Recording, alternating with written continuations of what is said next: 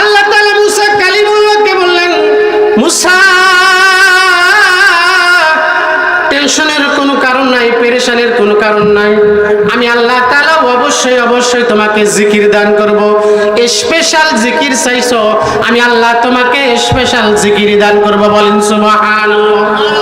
পয়গম্বর মুসা কালিমুল্লাহ আল্লাহকে বলেন, আল্লাহ তাহলে স্পেশাল জিকিরটা আমাকে বলে দেন।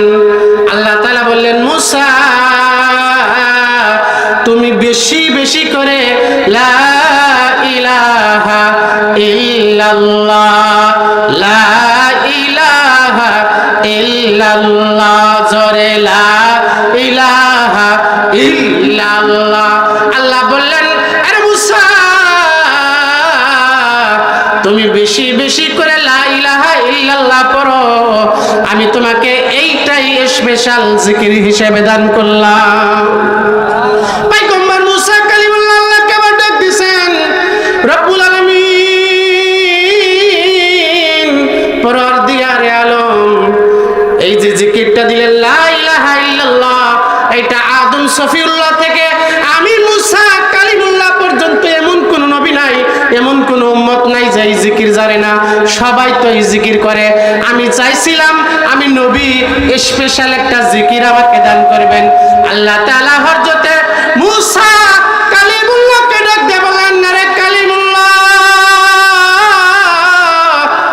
লা ইলাহা ইল্লাল্লাহর দাম কেমন তুমি যদি জানতা। এর মুসা কালিমুল্লাহ, লা ইলাহা ইল্লাল্লাহর দাম যদি তুমি জানতা, তাহলে দ্বিতীয়বার এই প্রশ্ন আমি আল্লাহকে করতে না। বলেন সুবহানাল্লাহ। পয়গম্বর মুসা কালিমুল্লাহ আল্লাহ তাআলাকে বলতেছেন, আল্লাহ এই কালিমার আবার কি দাম, কি এত দাম? আল্লাহ তাআলা মুসা কালিমুল্লাহকে বলতেছেন, এরা আমার কালিমুল্লাহ, লা ইলাহা ইল্লাল্লাহর এত দাম, এত দাম।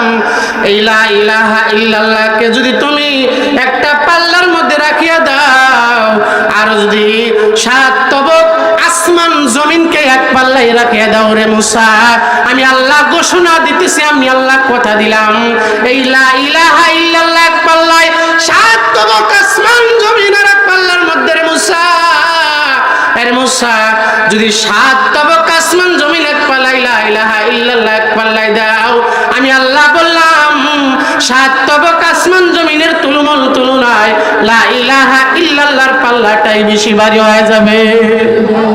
আরো জোরে বলেন সুবহানাল্লাহ।